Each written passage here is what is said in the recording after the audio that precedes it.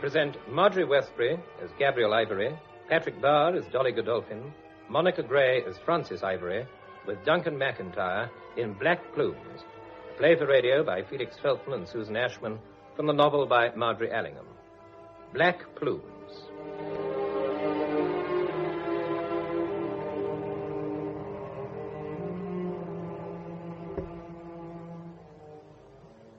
Well, my dear Frances, this is a very charming surprise. What has brought you all the way up here? I'm worried, Granny. I wanted to talk to you. Oh, I'm an old woman, my dear, nearly 90. It's not much use coming to me. When's your father coming back from China? Not for a month or two, and I must talk to someone. What's the matter? Trouble at the gallery? Yes. I don't wonder, with Robert Madrigal left in charge. I never liked that young man. And why your insane stepsister married him, I can't imagine. How is he behaving? Well, he and Phillida are staying with me at number 38. Are they, indeed? Whose idea was that? Father's. He wanted Robert to be near the gallery. So Phillida's at 38, is she? Merrick didn't tell me that. You're finding it difficult to live with her, I suppose. I don't blame you. She is a bit neurotic. That's putting it mildly. What has she done now? Darling, it's not Phillida. I only wish it were.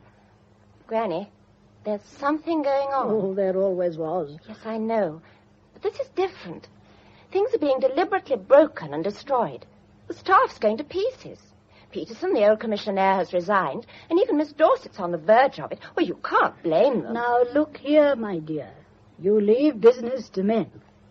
When I was your age, we thought it rather indelicate for females to understand business. That was imbecile, of course. But we were saved a lot of unpleasantness. You ought to be thinking about getting married. Phillida has no children. A mercy, of course, if there's anything in heredity. But someone must carry on. Come and talk to me about marriage, not business. All right, then. Robert has just told me I ought to marry Henry Luca. Luca? Wasn't that the little man who was rescued from Godolphin's expedition? Yes. But I thought he was a baggage man in charge of the camels, or was it mules? Oh, no, darling. Do be fair. Well, he did go out as Robert's batman, but that's nothing to do with it, and he's in the firm now. I just don't like him. Did this person have the impudence to ask you to marry him? There was nothing impudent about it, darling. Why shouldn't he?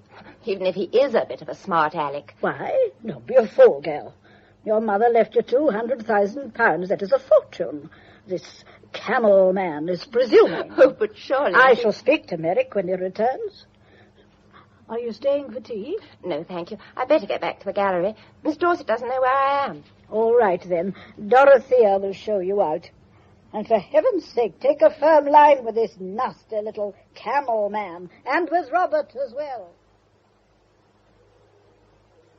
Oh, Miss Frances, thank heavens you've come back. Hello, Miss Dorset. What's the trouble? Trouble? A picture's been slashed, that's all. Slashed? Yes, I've been nearly frantic. Which picture is it? One of Mr. Fields. The big portrait of the Mexican dancer, number 64. Is David here? Indeed he is. He's upstairs with Mr. Robert and Mr. Luca now. Who discovered it? Old Formby.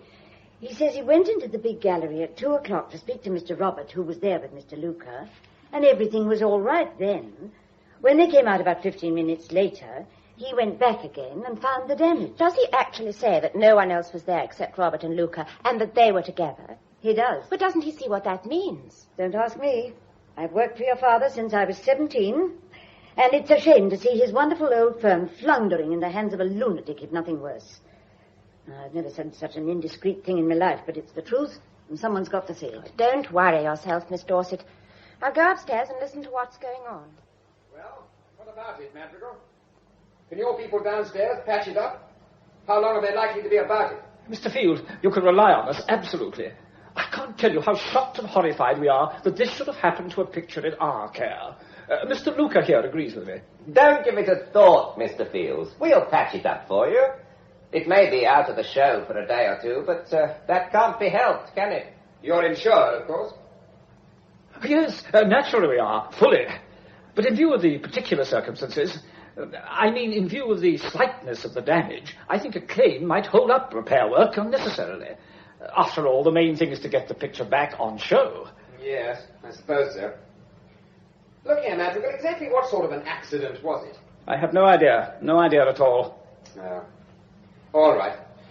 I'm probably a fool, but get it repaired and back in its place by the end of the week, and we'll forget the incident. But meanwhile, for the love of Mike, do look after the stuff. These things are painted in blood and sweat. I can't let them be carved up indiscriminately. Quite. North is upstairs arranging for it to be taken down. Perhaps you'll go up to him, Luca, and impress on him that he must take every possible care. Oh, very well. It's a terrible thing to have happened. Terrible. Why, it's Miss Ivory. I didn't see you. Now, your turning up has quite cheered up my afternoon. Mind you wait, I'll be down in a minute. Hello, Francis. Robert? You met Mr. Field, haven't you? Oh, I should hope so. She was my first client. I painted her when she was 14. The fee Merrick paid me got me to the United States. Hence my career. Hello, Francis, love. Hello, David. I'm very depressed. Someone's been sticking knives into my beautiful senorita. It's the insult that gets one down. Hey, what are you doing now? Come out and have a sherry. It's too early. Oh, is it? I can't get used to my hometown again after years of freedom. Well, never mind. Let's go and eat ice cream. There's nothing I'd like better. Fine. We'll go now before a little consequential return, shall we? I didn't think you'd be going out, Francis. Oh, but I am, Robert. I don't get a sound offer of ice cream every day. Shall we go? Poor woman, she's starving. Righto, Ducky. Do you think you can bear up until we get across the road?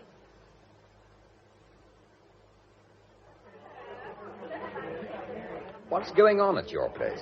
How do you mean? Either Phillida's husband or that painful little excrescence with the ginger hair stuck a penknife into one of my best paintings. I may be fussy, but I don't like it. Neither would I. What's up? The ginger twerp has something on Robert, has he? Blackmail, you mean? Well, I don't know. I don't suppose Robert did the knifing himself. And when one chap covers up another with such desperate determination, the evil thought has a way of cropping up. Had any other trouble? Oh, heavens, yes. The Kangxi vase has been broken and a royal catalogue destroyed. A number of things. And each one's been a little more serious than the last. It's not good, old girl. In fact, it's damn disturbing. You're all pretty sure that Ginger is the man. Oh, yes, I think so. He's horrible. Well, who is he? Where did he come from? He went with Robert on Godolphin's Tibetan expedition. Ah, good Lord, yes, I remember. The secret climb through the Himalayan pass. I read about it at the time. They were very interested in it in the States. Robert and Luca were the only two to return. Oh, well, that accounts for it. Ginger probably saved Robert's life or something. Godolphin disappeared, didn't he? Yes, he'd broken his leg. And rather than encumber the other two, he disappeared during the night. They were at the edge of a ravine. A wonderful chap, old Dolly. Nobody but he could have persuaded your father to put up money for an expedition like that. But I can't exactly see Robert on that kind of adventure. It's odd, isn't it? The lamb returns, and the lion is left to bleach in the sun. Poor old Dolly. He'd have revelled in your present situation, by the way. Did you ever meet him? I saw quite a lot of him during the school holidays my last year. He and Phillida ran round together quite a bit. Ah, so they did. Your half-sister believed in numbers. Yes, but Robert stuck. The others drifted. Godolphin got lost, but Robert stuck. He would. There's a sort of nervy determination about him that really frightens me. Frightens you? Why? Robert wants me to marry Luca. Marry Ginger? I know it's absurd, but he has such an uncanny way of getting what he wants that I sometimes feel I might go mad and do it. This isn't serious, is it? I shouldn't stand for it. It's damned insulting. Robert's nuts, of course. Luca's such a little tick. Horrible. He makes a bit of a nuisance of himself, I suppose. That type can. They're unsnubbable. You don't like to go away, of course, because of the trouble. Francis, my love, you're in a mess. I'm afraid I am, rather. You know what you'd better do? What? Get engaged. That'll scotch all that nonsense till Merrick returns. Betrothal is old-fashioned, I know, but it has its virtues, like flannel. Any likely lad about? No one I could ask. It ought to be someone you know, or it might lead to marriage. When's your father due home? January or February. Oh, a long time. Phillida's just her own sweet self, I take it? Just about. Yeah. Well, suppose I take you out now and buy you a ring. What did you say? Well, not a violently expensive one, just decent enough to show the relation. Any good? Are you serious? Yeah, perfectly. And let's be clear about one thing. I'm not asking you to marry me, and I don't suppose I ever shall. Oh. No, you see, there's the question of money. I'm very sensitive about it. I once nearly killed an old woman who suggested I was a fortune hunter. Nonsense. Oh, yes, I did. Now, joking apart, I don't go back to America until April. So if you'd care for an engagement ring, we'll go out and buy one. What about it? Well, it would certainly settle one of my difficulties till Father gets home. Oh, but it seems such a frightful imposition. Anything to oblige an old client. That's a bet, then. We'll buy the ring, write to the newspapers, and tell the family. When the time comes, we can quarrel about the valet or something. Meanwhile, stick to the story. That's the main point. You won't be upsetting anybody? Meaning? Any other woman. Oh, Lord, no. I'm free, unattached, and unbeloved. I've never even been engaged before. The old man's a frightful cad at heart. He always slithers out of it in the end. I'm banking on your nice bringing up. None of the objects of my adoration has ever got a hooks in me. Why? Was it always money? Huh? Oh, yes, money. That and other things. Come on. You'll have to have an aquamarine with those eyes.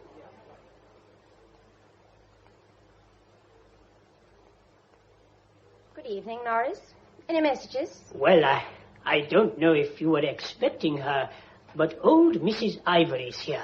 Granny? Here at 38? Yes, miss. She came about an hour ago. Where is she now? In Mr. Merrick's room, miss.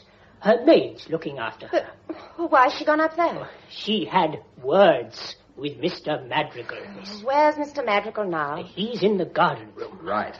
I'll go and see him, darling, and get it over. Mrs. Madrigal said, would you go and see her when you came in, miss? I'm afraid she's very put out. All right, then. You cope with Robert, darling. I'll go up and let Phillida cry on my shoulder. Oh, Francis, it's all your fault. You asked Granny to come here. How could you? I did nothing of the kind. But you went to see her. She said so. Why did you have to go and upset her? Well, I never dreamt she'd come down here. She's so terrifyingly old. She's as strong as a horse. Thank goodness I had her strength. When she came in on old Dorothy's arm, she positively dominated the house. Was Robert rude to her? Well, naturally he protested. I did myself. There was a terrible scene. Oh, I shall be a rag tomorrow. What did Granny do? Oh, just let Robert rage. He said the most unforgivable things and then simply sat down and sent Dorothea to prepare Merrick's bedroom for her. But what could one do? She said it had been her room for 30 years and she was going to bed in it. Well, there was nothing to say. I thought Robert was going to faint. It's all your fault, Francis. You may have killed her. What's that ring? My engagement ring. I'm going to marry David. Marry David? But, Francis, you're out of your mind. Whatever will Robert say? I don't know. David's telling him now. But Robert's made up his mind. You shall marry Luca. Then I'm afraid he's doomed to disappointment, my dear. Oh, as if we hadn't troubles enough, and you know what Robert's like when he's thwarted. It's no business of Robert's who I marry. Francis, have you ever thought that Robert might be mad? Why do you say that? Oh, nothing. I'm ill and nervy. I hate this insufferable house. I've only been married to him 2 years. It's always been odd and difficult, but just lately he's been much worse, and he's getting worse every day. Lost all control talking to Granny, and when he hears about David... Oh, for goodness sake, go down. They've both got insane tempers. Well, go on. Perhaps I'd better. Will you be all right? Oh, don't worry about me. Dorothea, how's Granny? I can't do a thing with her, Miss Francis. She's brooding. I haven't seen her like it since Mr. Merrick's first wife, Miss Phillida's mother, ran off and left him. She's angry and she's old. I wondered, should I send for a doctor? I don't see what good he could do. Well, I'll wait a bit and see how she is later. I'll go down in a minute and get her a mite of hot milk. She may take that and go to sleep. Mr. Robert has upset her. Oh, they make me wild, these nervy men. There's something very wrong in this house. I notice it if you don't. Something very wrong. Yes? Who is it? It's me, David. I took a chance on finding the right room. Come in. No, thanks. I'm just on my way. I only wanted to tell you that we're still engaged. What's the matter? What's happened? Oh, nothing. It's all okay, in spite of our Robert's unendearing manners. He's going off for a walk, by the way.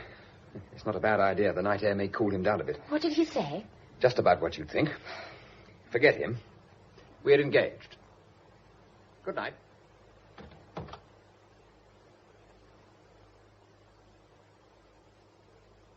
Good morning, Miss Francis. No signs of Mr. Robert this morning. Really? No, miss. He's not been in the house all night, and his coat and hat are missing. Shall I send his letters down to his club? It's what I usually do. Good morning, madam. Mr. Robert's not at his club, and he's not at the Surrey house or the Paris flat. Where is he, Francis? Where is he? It's nearly a week now.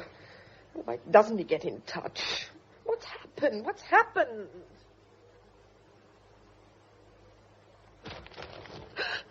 Francis. Look. Look at the headlines. Godolphin's been saved. Famous explorer escapes from forbidden territory. Never mind Godolphin. Phillida, something's happened. Happened? You've got to pull yourself together, darling. You've got to be incredibly brave and, oh, for goodness sake, keep your head. They found Robert. Yes. Did you know? Look, I don't know anything. Where is he? What's he done? He's been down in the garden room all the time. Garden room? His hat and coat were there, too, lying on top of him. That cupboard's never opened, you know. There's nothing in it in the ordinary way. They just found him. Norris called me. Francis, are you telling me that Robert is dead? Yes. Thank God.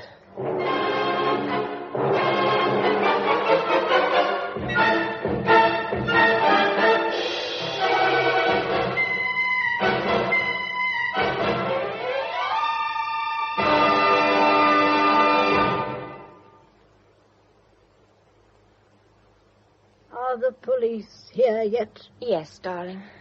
To think of the police tramping about in this house. Does Norris know how the man died? No. He just found him propped up there with his hat and coat on his knees. Who was the last to leave the house that night? David Field? No. Someone went out after him. How do you know? Because I heard the latch click when he went. And then about 10 minutes later, someone walked sharply down the passage from the garden room and went out of the front door. Oh, and Granny... Luca was in the house that night. I met him when I went down to the garden room. When you went down to the garden room? I went down to see how David and Robert were getting on together. I met Luca coming away from there. Oh, he was angry about something and quite insufferable. I went on down the passage, but the door was shut and I didn't like to go barging in, so I went down into the yard. And looked up through the window? Yes. Very sensible. Just what I should have done myself. And what did you see? Oh, they were just talking, you know. You saw them both? Yes, I did. Are you in love? No, I don't think so. Oh, I don't know. They say it's unlucky to marry for love. Some country saying, I think. It's very true. Did you see Field again that night? Yes. He came up to my room to say that we were still engaged and that Robert was going for a walk. To your bedroom? Yes, darling. Quite like a servant girl. Listen. There's someone coming across the landing. I don't think so. Yes, there is, my dear child. I haven't slept in this room for 30 years of my life without getting to know it. Open the door. Miss Dorset. I didn't like to knock in case she was asleep. Can I speak to you, please? Oh, yes, of course. It's Miss Dorset, darling. I'll be back in a minute. Miss Ivory, what am I to do about the reporters? The gallery ought to issue some sort of statement. Can't Mr. Luca do it? He hasn't turned up yet. It's late, isn't it? Nearly 12:30. I phoned his house, but he left there at 9. I don't know where he is. We'll get hold of him as soon as you can. The police will want to see him. Then it was it? I heard something, but I didn't like to ask any more. Who? We don't know. They're finding out now. Miss Ivory, you sure Mr. Robert couldn't have done it himself? I don't think so. Robert was nervy, but he wasn't suicidal. Wasn't he? What do you mean? Didn't he ever talk to you about the whistle on the telephone? Whistle? He didn't. Then don't mention it, for heaven's sake. It's probably nothing at all. I ought not to have said anything. I'm so upset today, I don't know what I'm doing. I'll go back to the gallery. Wait, just a minute. You sound as if you thought Robert was insane. I did wonder. So would you have done, if you'd known him as well as I did. Hello. Am I interrupting a conference? No, Mr. Field, indeed you're not. I'm just going back to the gallery. Excuse me. Well, Duchess, how are the nerves? The nerves? They want to see you downstairs. They've just finished with me. What did they ask you? Robert was murdered, was he? Looks like it, Ducky. But have no fear. The head narc is a nice old Scot. He talked to me like a father. I find myself yearning to confide my secret inhibitions. By the way, do you recollect performing a Girl Guide act of mercy on my hand with a bottle of iodine last week? Yes. Why? Now look at my hand now. Gone without trace. Ever heard of Coriolanus? Who? Coriolanus, a hellishly noble Roman. He was touchy about displaying his wounds. I'm just like him. I thought I'd mention it. Forget the incident entirely, will you? But I don't... Go on, down you go. Never keep a narc waiting, not even a nice one. Miss Frances Ivory. Yes. Allow me to introduce myself, Divisional Detective Inspector Brady. How do you do? I'm jolly pleased to meet you. Won't you take a chair? Oh, thank you. That's it.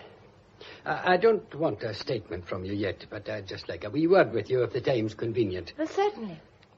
I understand you went down to the yard on the night of the crime. How do you know? Your granny's old maid told me. Dorothea. Aye, that's her name, I believe, yes. What else did she tell you? I prefer the story from you. All right. I did come down that night. I didn't like to interrupt Robert and David by going into the room, so I looked through the window. Uh-huh. And what did you see? David and Robert talking. You're certain you saw both men? Yes. Just talking? Yes. Now, have you heard how the deceased was killed? No.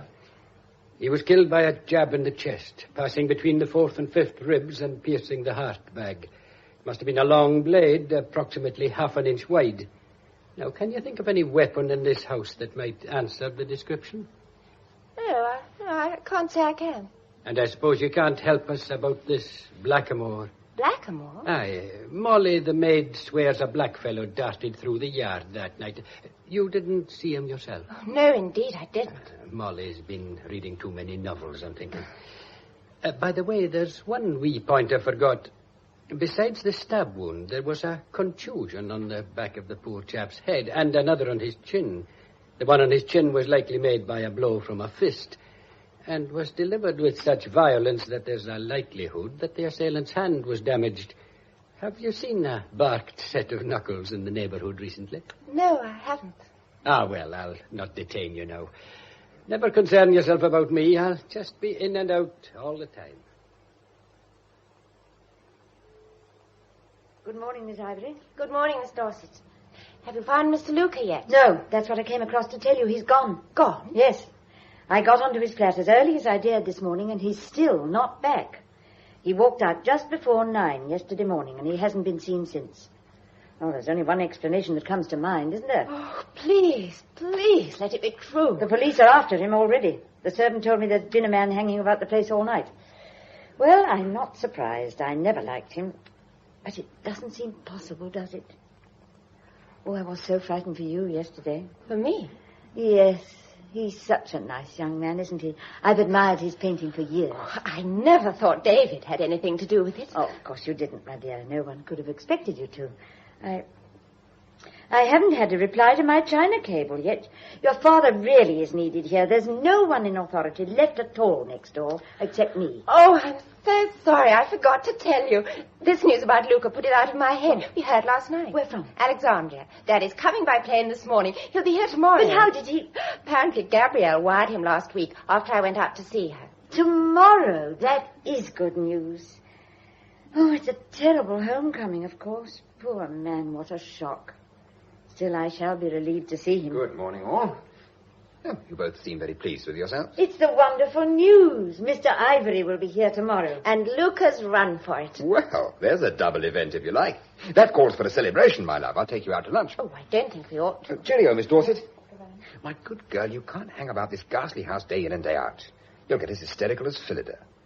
We'll go to the Biarritz. And perhaps you'd like to marry me afterwards. Why?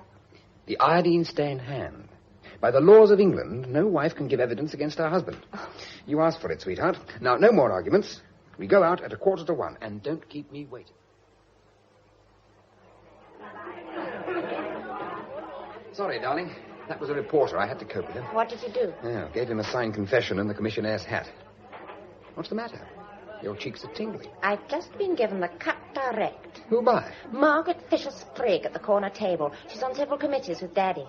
I nodded to her and she looked straight through me. What, that old trout in the wide awake? Oh, never mind about her. Think of her in the nude.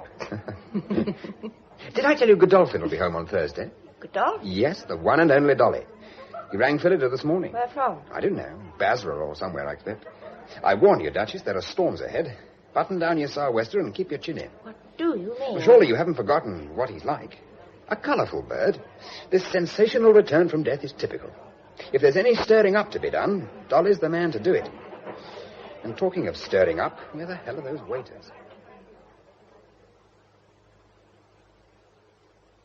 Oh, Miss Ivory, I'm so glad you're back. There's terrible news. Why? What's happened now? Mr. Merrick is held up at Brindisi. Oh. What's the trouble? A case of yellow fever on the plane. They're all in quarantine. That means he'll be there for a fortnight at least. He sounded so upset on the telephone. Had you heard about Robert's death? He just read about it in the papers. I thought he was going to have a stroke, poor man. What a frightful homecoming for him then. Oh, Mr. Field, Mrs. Madrigal sent down word that you were going to see to everything with Mr. Worthington.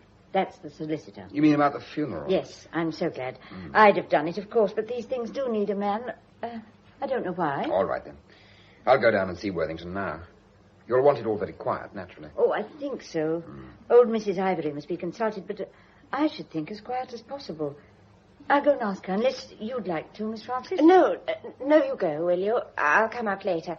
I want to word with Mr. Field. Just as you say. Phillida asked me, you know. Someone's got to do it for the poor girl. It's a horrible job. Look here, David. This entire business has got hopelessly out of hand. Oh, I was only trying to be useful. I'm talking about us. Oh. Wouldn't you like to call the engagement joke off? Well, I think you'd better. You saw what happened at lunch today. We're going to be the Piccadilly lepers. You clear right out of it. I'd like to. There's nothing I'd rather do. Very well, then. Go. Darling, you're lovely. All elementary and untrodden and violets down the path. It's disgustingly rare and painfully attractive. As a rule, this is the point where the old cad packs up. However, just take a look out of the window. See him? Boots and all. If I leave this house, he goes too. This is a solemn moment. For the first time in his life, the old man's trapped, Duchess. If he wasn't there, you'd go? You bet I would. Miss Francis, you'd better come and see your grandmother yourself. She doesn't agree with our ideas at all. All right. I'll go up now. Shall I come with you? I suppose so.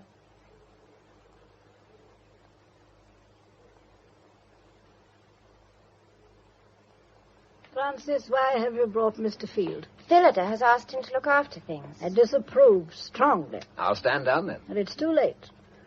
If your name has been mentioned to the solicitors, it will cause less talk if you go on with it. There's bound to be talk in any case. That's why we all thought that a quiet funeral... Quiet? A quiet funeral at a time like this? Don't be ridiculous. It was only because of all the scandal. My dear child, we don't admit that there is any scandal.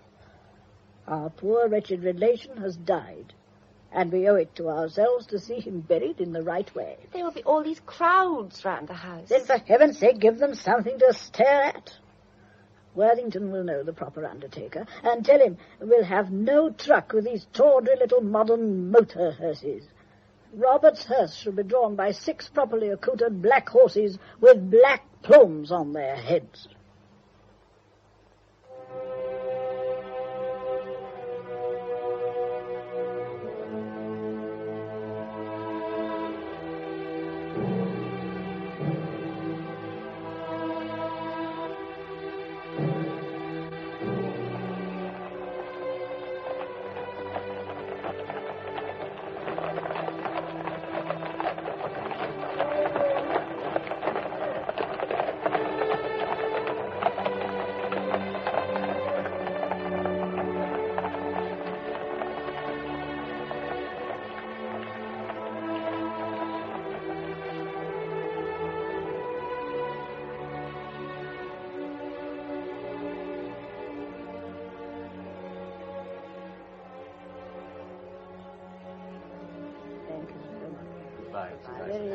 Goodbye.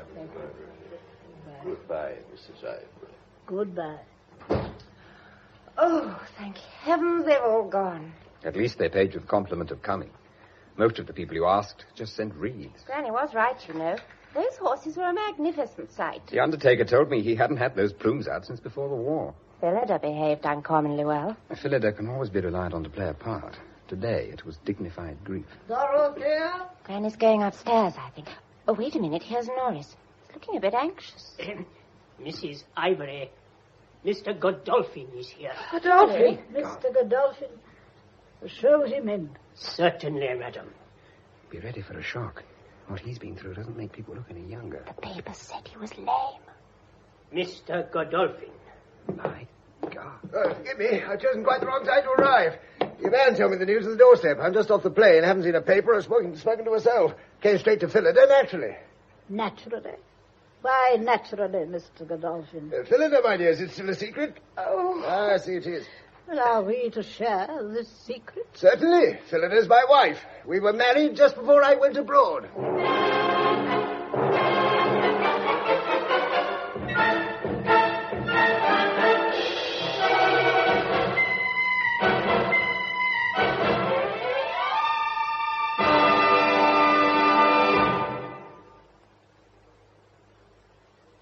They're still in the breakfast room.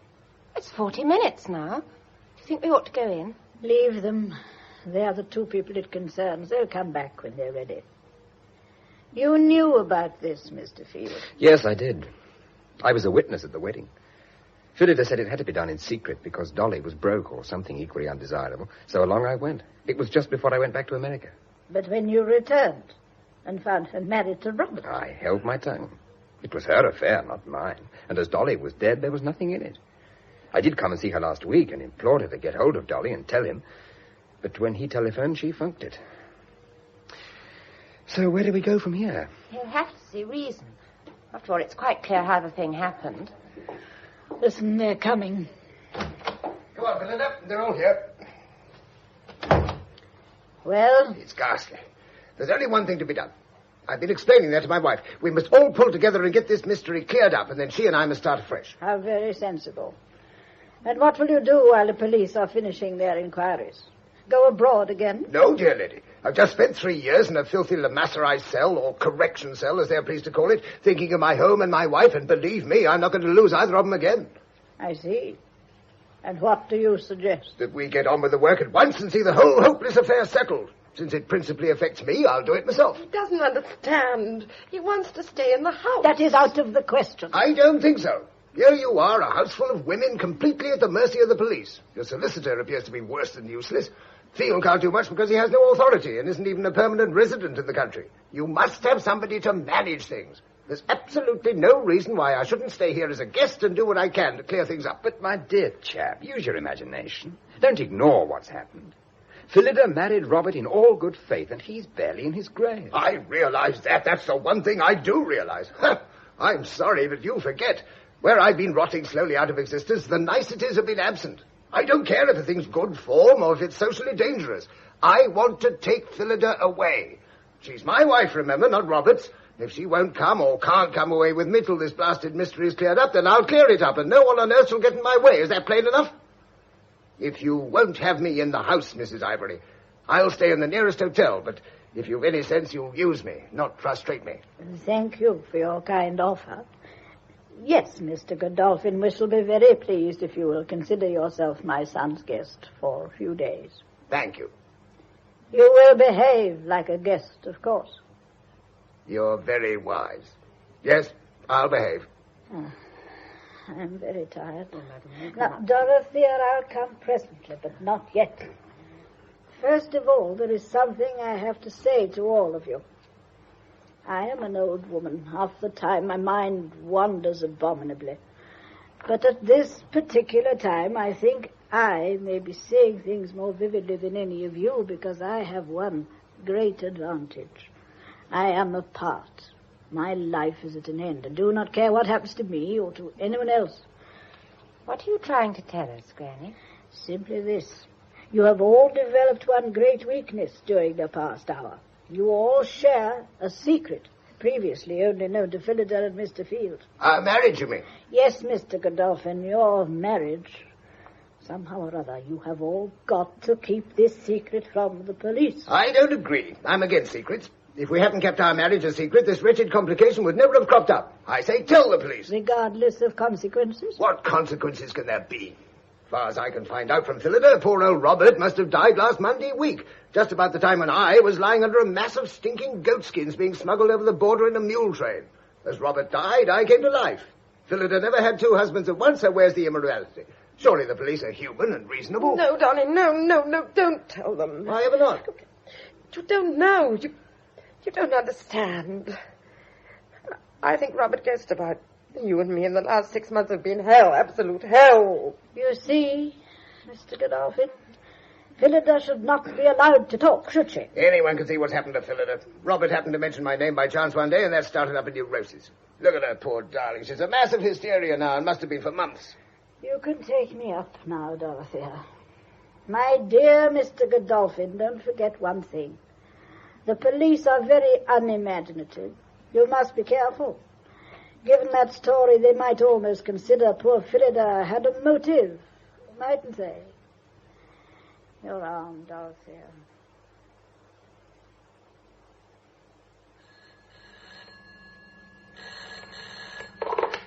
Bridie here? Randall here, sir. We've got him. You have you, jolly good. And what's he like? Cocky, sir. Ah, I thought he might be. Bring him along. Right, sir. The train goes in 7 minutes. We'll be with you before 5. Uh-huh. Good morning, sir. Oh, good morning with it. Any result? Oh, nothing, sir. Not a black man seen for miles. No one saw him except this Molly, and she's said to be a little weak in the head. I'll go on following it up, of course. That's right. Any luck in your other direction? I'm keeping an eye on the lad. He's staying away from the house and amusing himself, but we'll let him bide for an hour or two. Ah, yeah. He's costing the country a mint in shoe leather, but it can't be helped.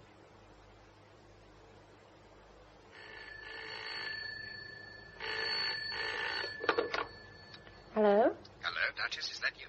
David! Why on earth haven't you been round? Why haven't you been round? Oh, funk, I suppose. Will you come out and eat with me tonight? Oh, it's so embarrassing. But I rather thought we ought to meet. A gossip writer phoned me this morning to ask if our engagement was still on. Oh? What did you say? I was very upstage. Put on a nice blue dress and I'll fetch you at 7:30. Gabrielle says we're all to wear black for a month. Does she indeed? Good for her. Have you got a black evening dress? Yes. 7:30 then.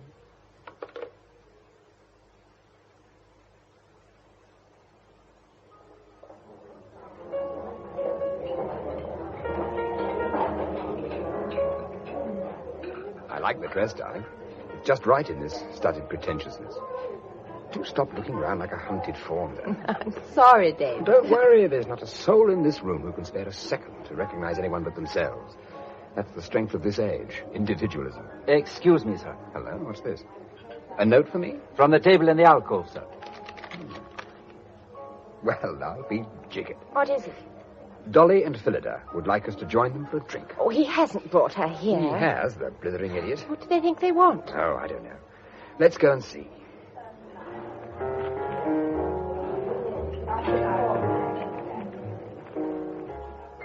Do sit down, will you?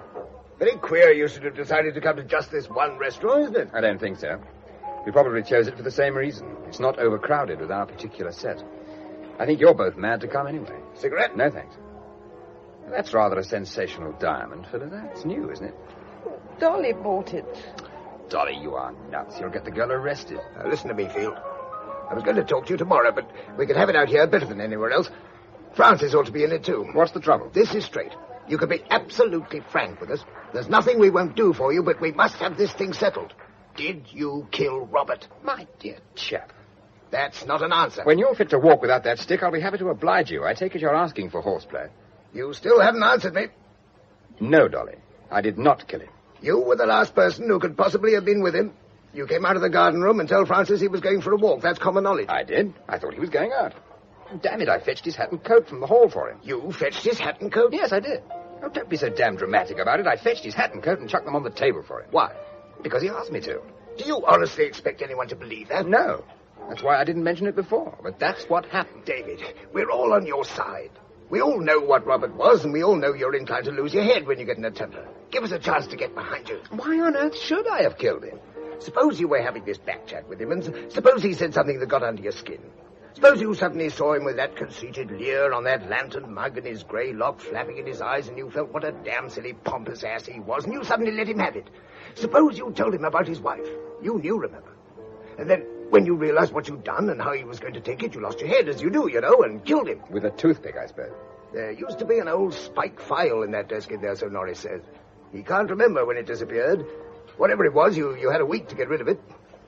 Imaginative little beggar, aren't you? If you'll be reasonable, I'll back you to the limit. Coming, Francis? I'm sorry. You could have trusted us. Coming?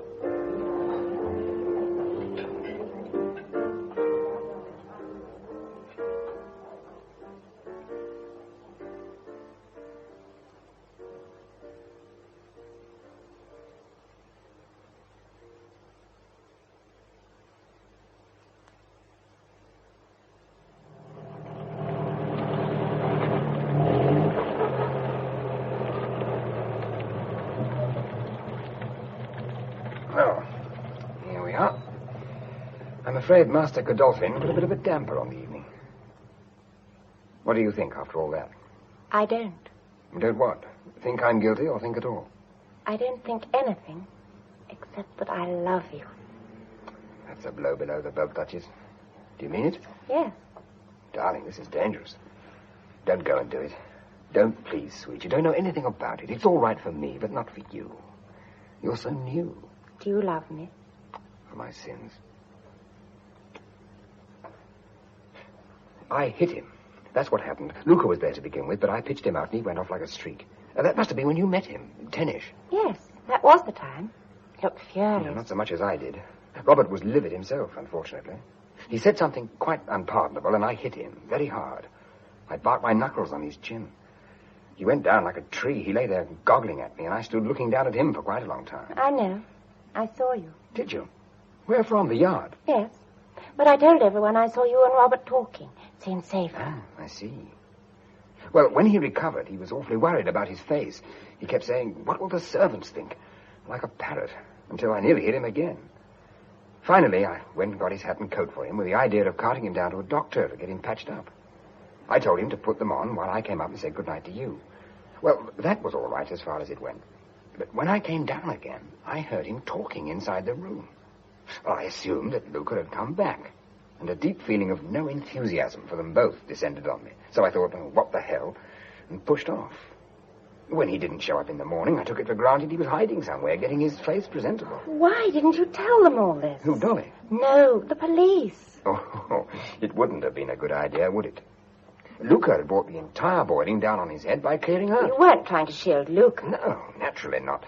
But I saw no point in going into a long story about what Robert had said and why I was irritated. In fact, you were shielding me.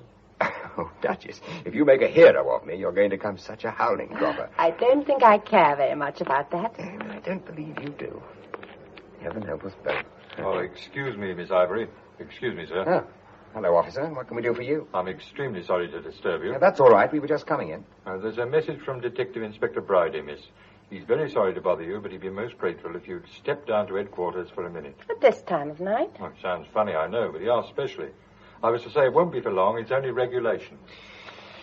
Well, that's that. Better get going.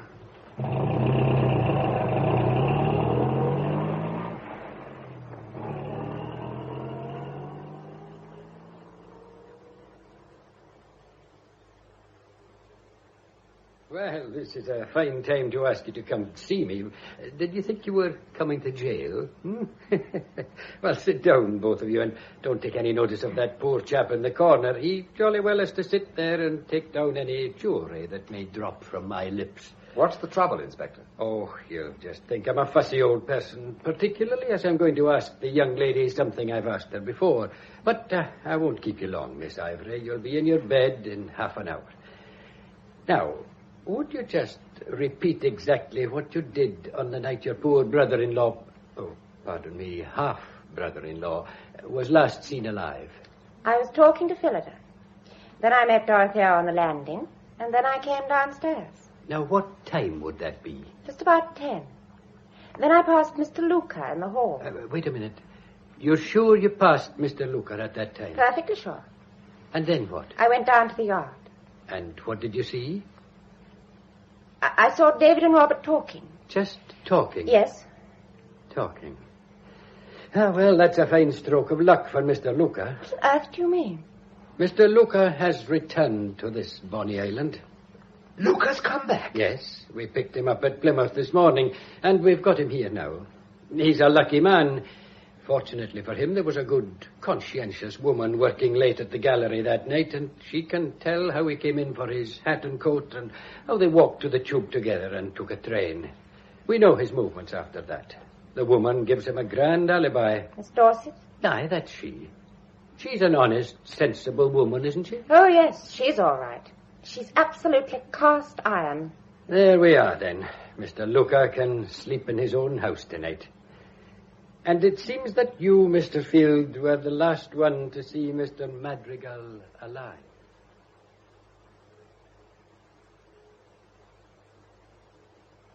Good morning, Miss Francis. Some letters have been left by hand. This one's yours, and this one's for you, Mr. Godolphin. Same handwriting. Who are the others for? Old Mrs. Ivory, sir, and Mrs. Madrigal. And there are also two for Miss Dorset and Mr. Field, with instructions for immediate forwarding. What's all this about? Evans, it's from Luca. Glad if you'd give me your attention for half an hour at 3 o'clock in Merritt's office at the gallery. Yours the same, Francis? Glad if you would get... Yes, it's the same exactly. Infernal impudence. I'd like to use my stick on the fellow. What should we do about it? Go. This isn't an invitation, it's an ultimatum. What's the point of it? Heaven knows. Some gigantic bluff, probably. We have to wait till 3 o'clock and then we see. Well, Mr. Luca, we're all here. Except the old lady. She'll come. What are you going to do, Luca? Confess? That'd suit you, Field, wouldn't it? Remember me, Mr. Godolphin? Indeed I do.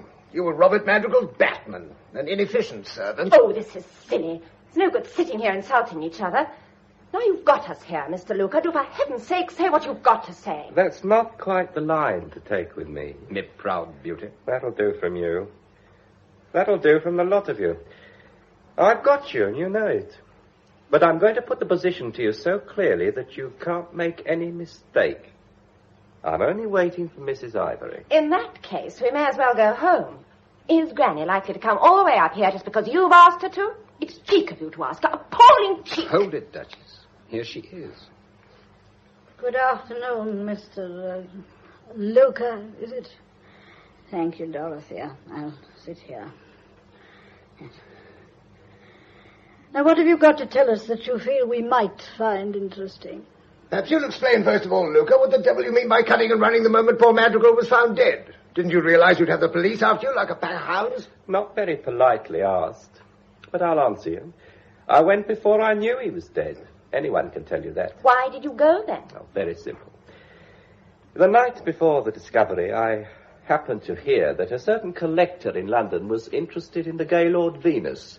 That information came into this office, and I saw an opportunity of doing myself a bit of good. I couldn't find Madrigal, so I went down to the bank, drew out all the cash I had, and nipped on a boat for New York. Without telling us so? Of course. In a deal of that sort, the fewer people you tell, the better. Why did you come back then? Simple again. The news about Madrigal's death came through on the radio in mid-ocean. I put 2 and 2 together and sent a wire to the police that I was coming back. They met me off the boat. Mr. Luca, I really don't see why you had to take your own money. The information on which you acted was the gallery's property. Never mind that, Miss Dorset. I don't imagine Mr. Luca asked us here to discuss a piece of very ordinary business chicanery on his part. Once again, Mr. Luca, why are we here? Well, you know, I thought we all ought to have a little chat. You see, I've got my position to think of. Your position? That's right. The governor's coming back, isn't he? And I may decide to stay with the firm. I don't think we understand you, Luca. Well, that's a pity, Field. I rather hoped you would. You particularly. I'm afraid I don't, all the same. Oh, you don't? Then I'll tell you. You're in a jam, aren't you? All of you. While I was out of the country, I was a good enough scapegoat. Well, now I'm back. I've had a little talk with the police, and they've shown they're not interested in me. You see where I'm leading? My freedom puts a rope round you. Don't you kid yourselves it isn't there. And don't you imagine the police are going to sleep. There's a lot of work being done on the quiet. A lot of little odds and ends of information are finding their way onto the superintendent's desk. But so far, they haven't had all my contributions. You're suggesting we don't want the police to find Robert's murderer. One of you doesn't. One of you here killed Madrigal. That's why you're here. Well, now you know where you stand. So far, I'm not telling any more of what I know than is necessary to clear myself. And if everything goes off as I intend it shall, I shan't feel called upon to say any more. I thought I'd tell you all together, so no one makes any mistakes. Put me onto the police. Wait a minute, Godolphin. You're not the only pebble on the beach. Let the others have a say. Does everybody here want me to talk? Well, now's your opportunity. No, sit down, Mr. Godolphin. When the time comes, we'll call the police. Someone's seen the light. It's bluff. Pure bluff. There's no earthly reason why the thing shouldn't have been done from outside. Oh, why it should have been. I suppose you're one of the people who think they saw a black man. I didn't give any opinion about that idea, because I wasn't asked for it. I'm much more interested in certain other little things. The music hall song, for instance. What, no one amused? That's a funny thing. It's a famous old song. No one's going to kiss that girl but me. Oh, you know how it goes. Pride of Idaho. So now you know. And when you go, you'll find there's something on her mind. Don't think it's you, because no one's going to kiss that girl but me. Don't you get it, anybody? Let me whistle it to you.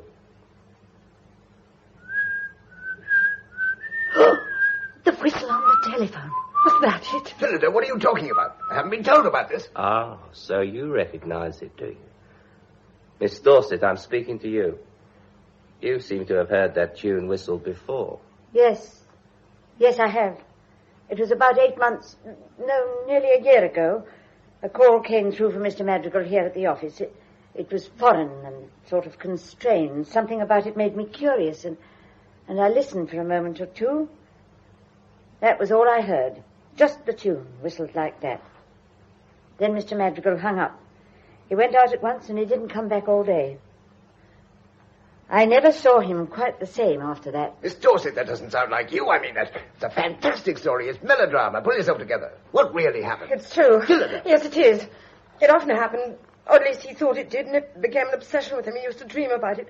I thought he was out of his mind, and when I told Granny, she thought I was mad. And now Miss Dorset's telling you, and you're looking at her as if she was mad. Quick, somebody. Phillida, stop it! Stop it, stop it! All right. No need to go off the deep end, Phillida. If you all say it did happen, I'll accept it. I knew Robert pretty well, though, and I can't say I saw him as a nervous wreck. You saw he wasn't pulling a leg? Oh, you're on the wrong tack entirely there. Why'd you say that? Robert had changed. Last time I saw him, that's exactly how I should have described it. A nervous wreck. I only heard it once. You said that, Miss Dorset. Yes, but I always knew when it happened by the way he behaved. It was only last summer he began talking so wildly about it, and I began to think he was insane. There's nothing insane about it if Miss Dorset heard it, too. Exactly. That's my point. Well, there you are. That's all I'm telling you at the moment, but I've got a hunch it's going to be enough. You can ring up the police, any of you. But all I say is, make sure your best friend wants you to. Well, now, I won't detain you. I dare say you'll all feel like a little discussion without me. I'm sorry I can't offer you this room, but I'm going to be busy. However, the rest of the mausoleum is at your disposal. Miss Dorset, I'll have a cup of tea here at 4:15.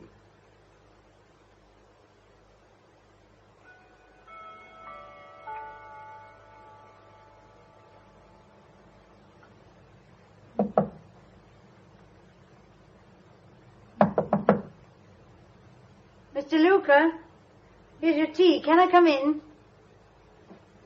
Mr. Luca? Oh. Mr. Luca, I've been knocking... Oh! Ah! Help! Help! Mr. Luca's dead! Help! Help!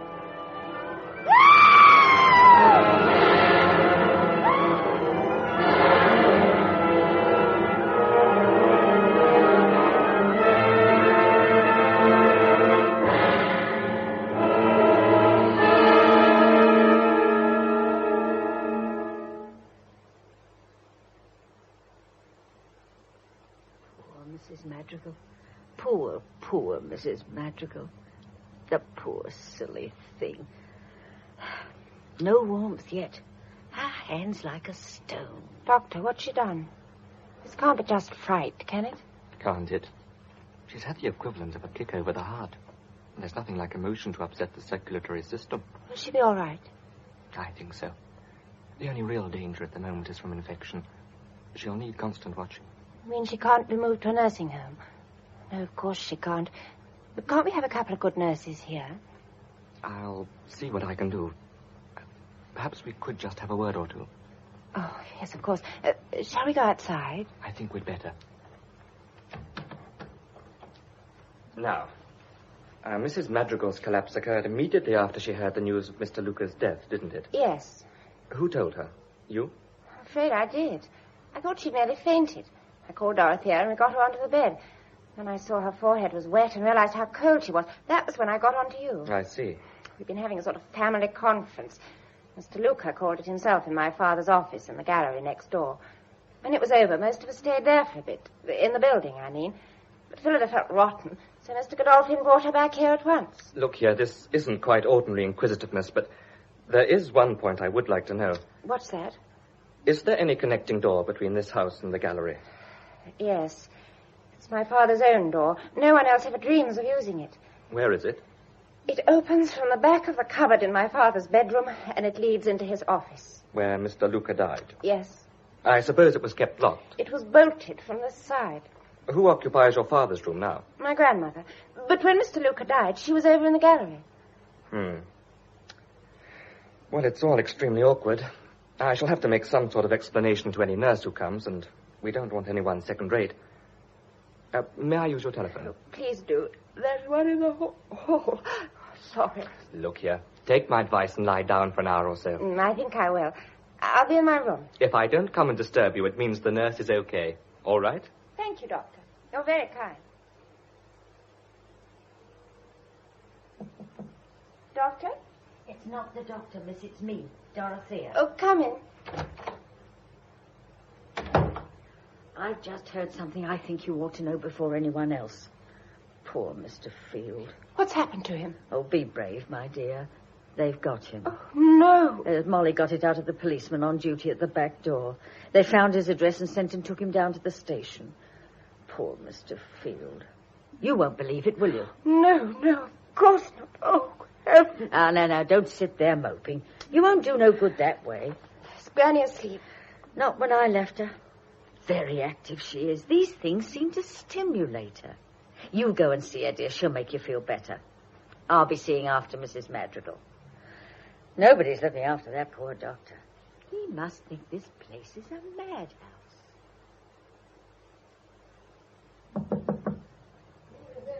Francis, can I come in, Granny? Granny, it's too awful. David! Hello, Duchess. For goodness sake, keep your voice down and shut the door. But I just heard that you'd been arrested.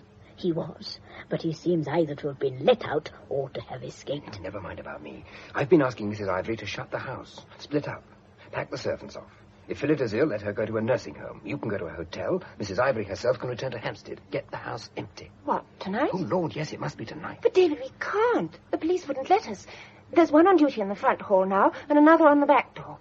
Didn't you see them as you came in? No, I didn't come that way. I heard his tapping at the cupboard. I thought it was the police, so I let him in. He has not cared to explain how he came to be in my son's private office. And in any case, his suggestion is quite impossible. And if it weren't, I should still stay. There is something I want to know. I hope you're not thinking of turning detective, Mrs. Ivory. No, but I'm a very inquisitive old woman. And in all this dreadful business, there is one thing which strikes me as very strange indeed. What's that, Granny? First, Madrigal, you poor wretched creature, is found dead with a wound in his chest. And then that abominable little baggage man dies in the same way. As far as any reasonable person can see, both crimes must have been committed by the same person, who is still either in this house or in the gallery next door. Well, we're all agreed on that. One moment.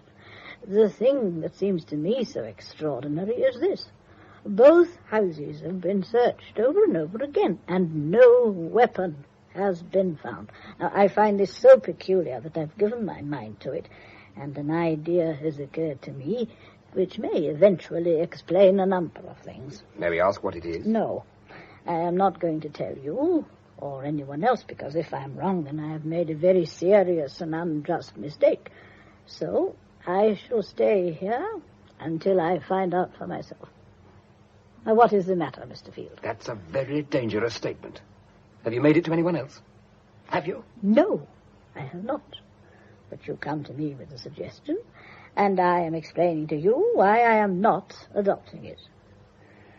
And now, forgive me, I am tired. Francis will take you downstairs. Mrs. Ivory, you mustn't. For goodness sake, think of everybody else. One more day. One more day. David, what did she mean? One more day. Keep your voice down. Now, quickly, is there a fire escape to this house? Oh, David, no. Sorry, Duchess, but it can't be helped. Where's the boat hole? Up the back stairs, onto the roof, then over the parapet to the next house. The gallery? No, the other way. It's only offices, so there's no one there. The ladder goes down at the back. You'll have to drop the last 8 feet. Oh, be careful. Come with me. Where? Holland. God knows what I'm letting you in for, but come and we'll risk it. It's pure selfishness on my part. Why? Oh, darling, at such a time. Are you coming? Oh, how can I? Phillida is ill. Granny's alone. I can't. I must stay with them. Yes. Yes, of course. Francis, be careful. Don't hear anything, don't think anything. Turn yourself into a mindless vegetable and keep your grandmother quiet. Never let her be left alone, not for a minute. You're going to Holland? Oh, damnation, I shouldn't have told you that. That's the one thing you must never tell anyone, never whatever happens. Promise. Word of honor? Yes, yes, of course. Word of honor. Goodbye.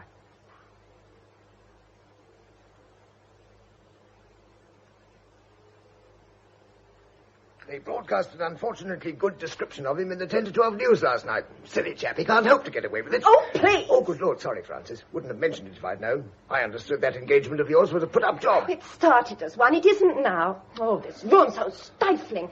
Can't we pull back the shutters? Want to have all those crowds staring at us? I'm not an animal in the zoo. I like my breakfast in peace. Francis. Yes? You're kidding yourself, you know. I'm not. Oh, yes, you are. You're so young you don't realize it. Love does get one, but there's nothing in it. You get bored to tears with that chap Field if you know him for long. He's a painter. All painters have a sort of romantic glow about them, but they're silly, oversensitive beggars when you get to know them. Impractical, too. Oh, look at this wild flight of his. What's he got to fear? There's not a shred of evidence against him the police could prove. You're well rid of him. Oh, hello, Miss Dorset. I made Dorothea come down. She must eat something or she'll drop. You've got some coffee, Norris says. Yes, how poor you sound, Dorothea. Who's with Granny? The nurse. Mrs. Madrigal's asleep. I only wish her grandmother was. I don't think she's closed her eyes once all night. She's overexcited. I thought she was going to fly out of bed when the police asked if Miss Dorset could come through the cupboard door. Your coffee, Dorothea. Why did you come that way, Miss Dorset? Well, the inspector thought it would be better if I avoided the street. The crowd's waiting, hoping to see a woman. Me? My dear, it's Mr. Field running away. They don't think, you know. They just get hold of a dramatic idea. Never mind. It's going to be all right. What do you mean? Mr. Merrick's been released and he's on his way. Daddy. Oh, thank heaven. I've just heard, so I had to come over. When will he be here? Any time after 4. I nearly broke down and cried when I saw the message. It's what I've been praying for. Do you mind if I join you for a wee minute? Oh, come in, Mr. Bridie. Will you have a cup of coffee? No, not for the moment, thank you. Any news of Field yet? Not a word of him, that silly young juggins. Do you think you'll get him? Oh, yes. No doubt about that. It's just a question of time. It's a dickens of a job to escape us. It's those wretched journalists who are the bother. Most tenacious chaps. There was one on the roof just now, and no young lady to help him either. Well, cheer up. It's a fearful business, but we're nearing the finish. I'd like to think so. There's absolutely no question about it.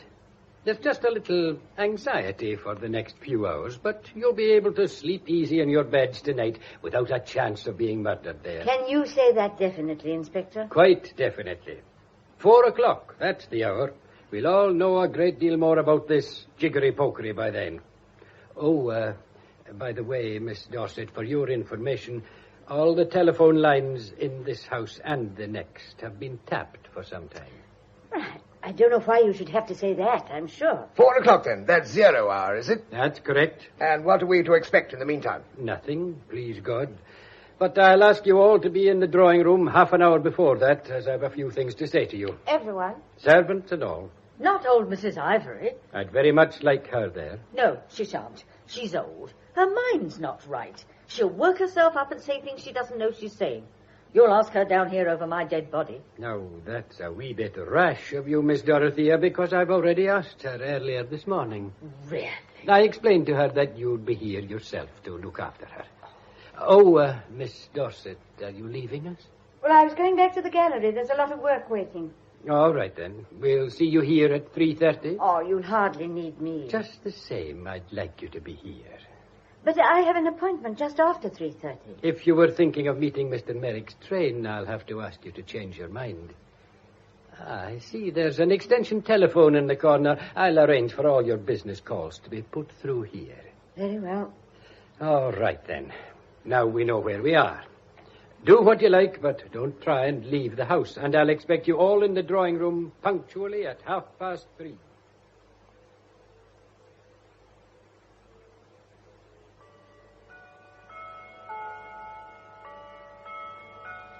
Well, now, I'm not proposing to keep you all here in silence, so I've decided to give you a sort of general lecture on the two crimes. And when I come to any bit I'm not so sure about, perhaps you'll give me your intelligent cooperation. Will you do that? All right. It sounds an admirable plan, Mr. Bridie. Thank you, Mrs. Ivory. Now, since you're none of you professionally skilled in the art of investigation, I'll commence my observations with a few general remarks. I want you to get into your heads a half-finished jigsaw puzzle. You can see by the shape of the hole which is left that you need a human head to complete the picture. A human head with a recognizable face. Oh, dear. What's that, Miss Dorset? Nothing. Please go on. The missing pieces of the puzzle are held by different individuals, and as soon as they're all on the table together, the little juts and corners will begin to fit, and the face will gradually appear. It's jolly ingenious. Jolly good work, sir. However, the first thing to do is to define the outline of the head. The background of the picture has to be built up, and the main art of this piece of construction is to weed out all unnecessary matter. Maybe I'm too complicated for you? On the contrary, we find you extraordinarily clear. Go on. I'm glad to hear it, ma'am. We'll now descend to the particular.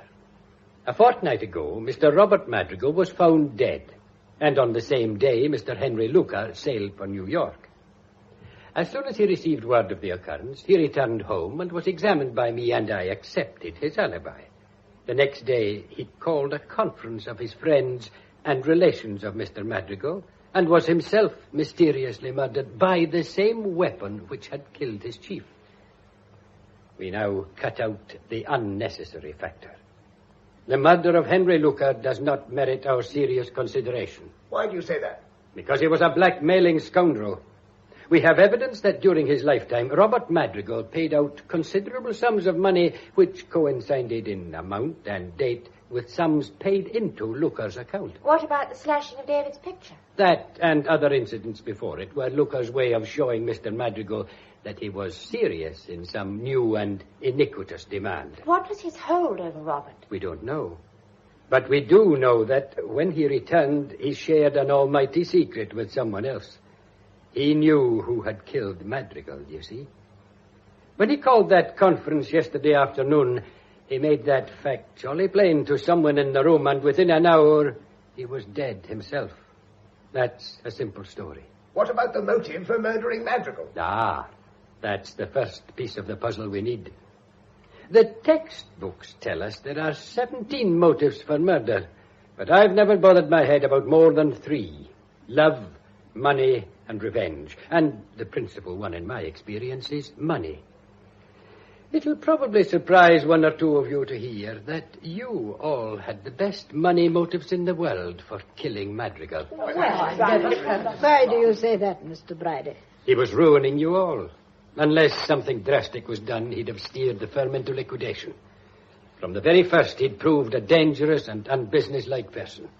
Isn't that so, Miss Dorset? Yes, from the beginning. Mr. Merrick Ivory did his best to, shall we say, divert Mr. Madrigal's attention by persuading him to go on an overseas journey. But when he returned, he undid much of the good work that had been done in his absence. His wife did her best to reason with him.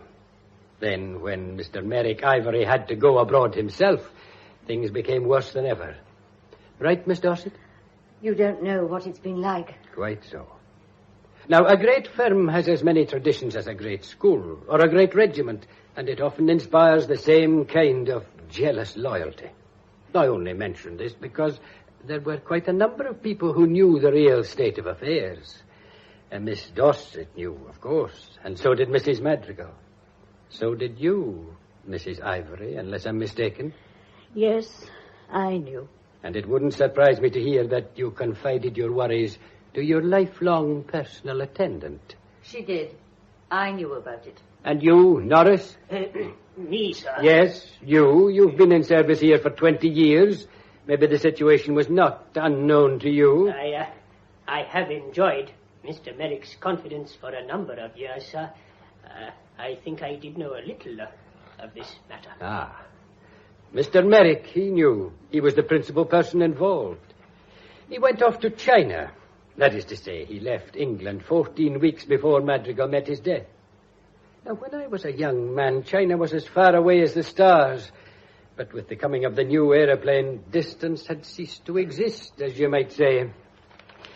Let me read you a few interesting facts. From Hong Kong to Bangkok, the flying time is only 14 hours. From Bangkok to Calcutta, only 9.5. From Calcutta to Karachi, 9. I protest. He's not here to defend himself. I'm only showing you how these days... You're not. You're making imputations. Take your call, Miss Dorset. Yes. Yes. Miss Dorset here. Yes, I did inquire. Messrs. Ivory, Limited, Sallet Square. Yes. Yes, I see. Thank you. Well, did you get your answer? Yes. And your suspicions were correct? I don't know. Don't ask me. Poor body. We now have to consider the night of the crime. The last person known to have seen Robert Madrigal alive is David Field. You all know what happened.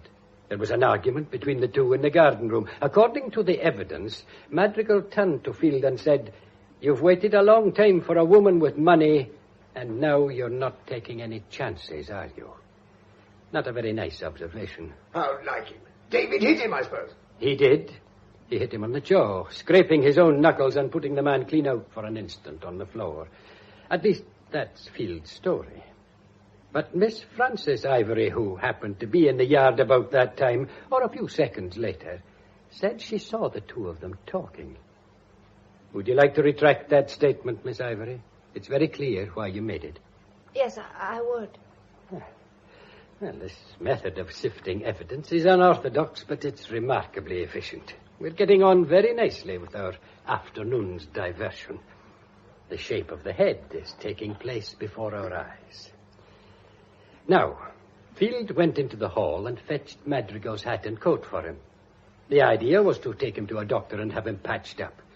Then he went upstairs to say good night to his young lady.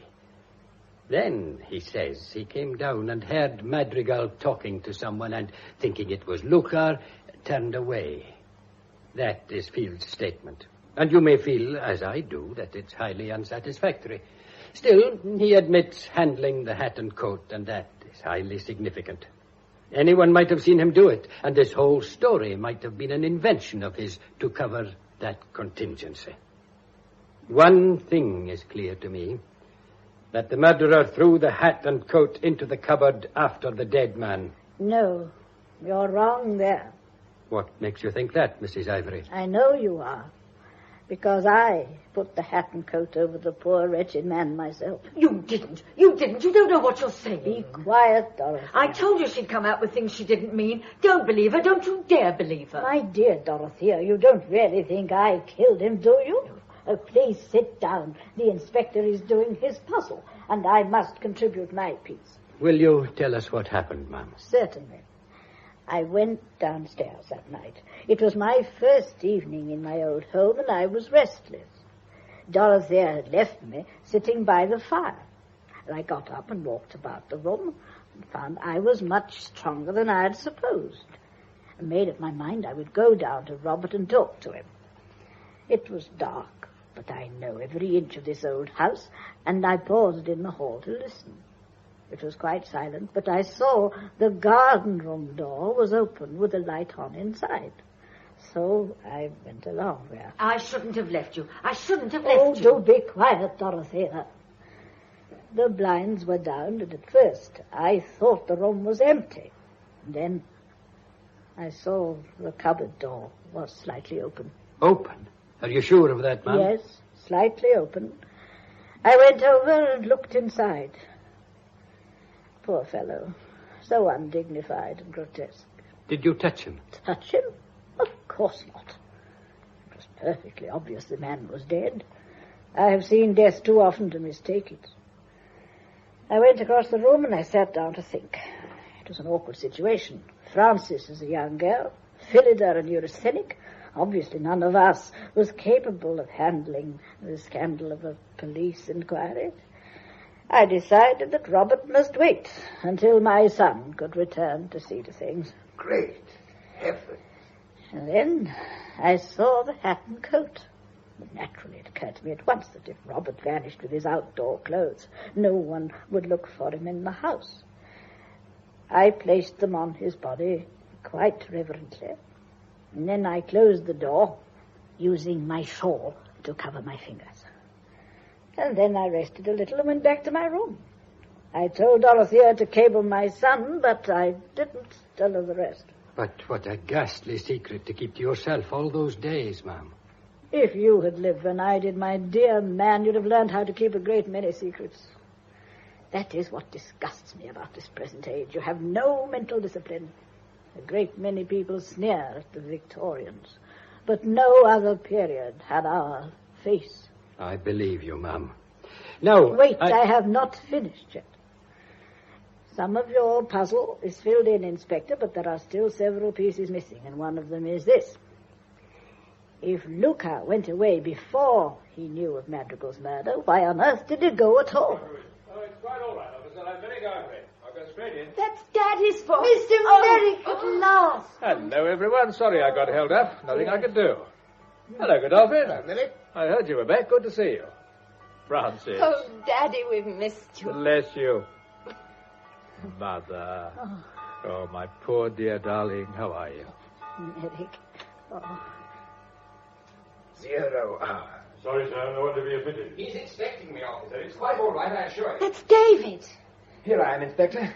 Just made it. Well done, Mr. Field. And what's your news? It was the one with the smallest moustache. Here's the picture. What is this? The smallest... Inspector, what's Field talking about? What's that photograph he's got? Can't we know what's happening? All in good time, sir. All in good time. Let me just go back for a moment to Mrs. Ivory's question. Why did Luca run away? Exactly. That's puzzled you all, hasn't it? Well, you remember what else happened that day? The papers came out with the news of Godolphin's rescue. That's it. How do I come into it? Just possibly Mr. Luca was afraid of confronting you. That's an interesting theory. Why should he be? I'd like you all to have a look at this photograph that Mr. Field brought with him. Indian in a turban. I told you so. It's the man Molly saw. Mr. Godolphin, do you recognize that photograph? I see someone's been decorating my portrait. Your work, I suppose, Field. Very amusing, but what's the point? 5 people at Amsterdam airport recognized it as the passenger who arrived there on the day that Robert was murdered and who took the 5 o'clock plane out again the following morning. I'm sorry, Dolly, but you could have done it in the time. Can any European remember the difference between 2 Indians? Like 1 or 2 other people, Miss Dorset became suspicious when she discovered that Mr. Godolphin, who left England penniless, had returned from an unsuccessful expedition with money enough for diamonds and motor cars. Come on, Miss Dorset. Don't be frightened. Tell us what you found out when the Nestor Traders Association phoned you just now in response to your inquiry. I found that the Bank of India had guaranteed him up to £90,000 on the surety of someone called Habib ul Raput. Well, that's partly true. Raput Habib of Penang is a good friend of mine. I did him a service and he guaranteed me when I came home. But I'm afraid you're not going to get my face fitting into your infernal puzzle. Why on earth should I go to these energetic lengths to kill Robert in England? If I'd wanted to do the tick-in, I'd have had much more opportunity in Tibet. Hang it, I saved his life, didn't I? Did you? Did you? Well, surely you heard the story from Robert, Mrs. Ivory. I did, and I wondered. Wondered? Yes. In my time, I have met the kind of man who sacrifices himself to save his friends. And he has not been your kind, Mr. Godolphin. I see. You don't believe that I broke my leg up there in the mountains? Oh, yes. Robert could never have made that up. He told it too vividly. What I wonder is whether you really made your heroic sacrifice or whether you did nothing of the kind. I wonder if it was really a story of great cowardice. I wonder if Robert left you.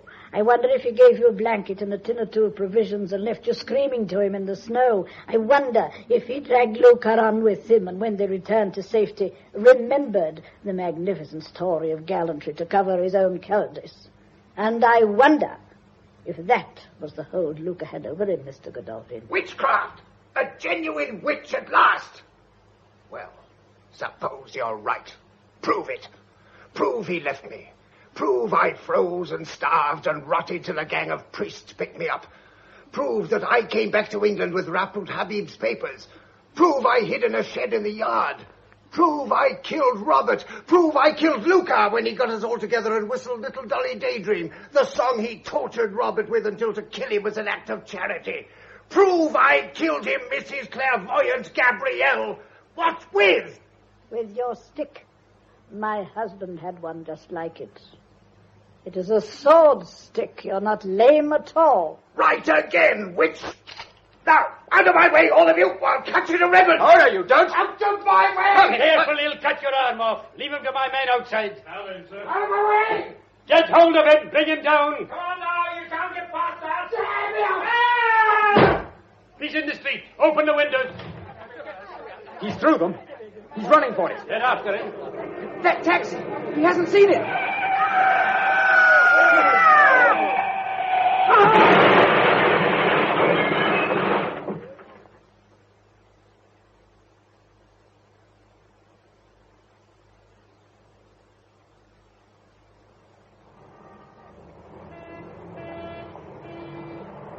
Ironic, isn't it? Risks his life all over the world, and then gets knocked into the next one by a London taxi. Do you want to go in? Not yet. It's restful out here. Poor old Dolly. He had great provocation. And guts, too. Did Phillida guess, do you think? I'm sure she did. You knew, too, didn't you? Yes, I knew. When? That night he called us over to their table and accused me, do you remember? He worked himself up describing the scene and suddenly gave himself away. How? He talked about Robert's grey lock flapping in front of his eyes. Now, Robert went grey in the last 6 months of his life. He told me so. As soon as Dolly mentioned it, I knew he was describing a picture he'd really seen. I was so startled, I thought he'd seen it in my face. Where did you get the picture of Godolphin? From the foreman of the framing department. He keeps a collection of celebrities. I worked on the theory that when Molly said a black man, she might mean a high-caste Indian whose ancestors were discussing theology while her own were leaping from twig to twig. I was busy with my paints and things when the police came. I'm no hero, you know. I spilt every bean I had. Jolly good job. Believed me enough to let me go and see your grandmother, but he wouldn't hear of me going off to the Dutch airport. That's why I had to cut and run for it. Did they trace you? No, I don't think they even missed me.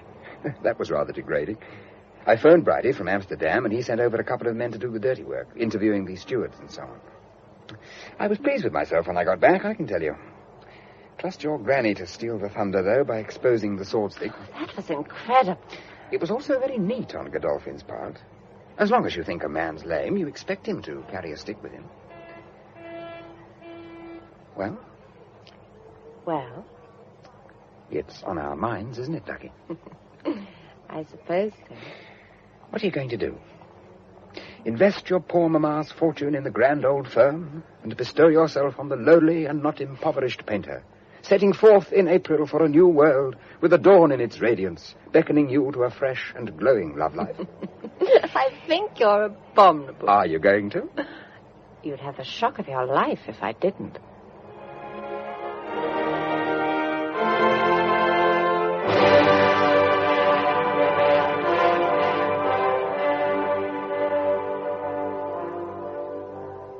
That was Margery Westbury as Gabrielle Ivory, Patrick Barr as Dolly Godolphin, Monica Gray as Frances Ivory, and Duncan McIntyre as Divisional Detective Inspector Bridie in Black Plumes, a play for radio by Felix Felton and Susan Ashman from the novel by Margery Allingham, with John Pullen as David Field, Mary Wimbush as Phillida Madrigal, David March as Henry Luca, Betty Hardy as Miss Dorset, Godfrey Kenton as Robert Madrigal, Ella Milne as Dorothea, Norman Claridge as Merrick Ivory, Timothy Harley as Norris, Glyn Dearman as a doctor, Hamlin Benson as P.C. Withers, Arthur Lawrence as P.C. Randall.